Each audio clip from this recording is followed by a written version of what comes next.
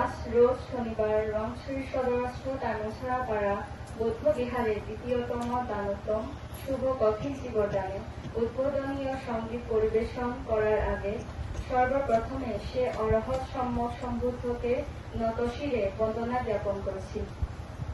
আরো বন্দনা জ্ঞাপন করছি মঞ্চে উপবিষ্ট পূজনীয় ভিক্ষু সংঘকে। আজ এই মহতিময় পূর্ণ অনুষ্ঠানে আগত সকল দায়িকাদের নমস্কার জানিয়ে আজকে এই পূর্ণ অনুষ্ঠানে উদ্বোধনীয় সঙ্গীত পরিবেশন করতে যাচ্ছি।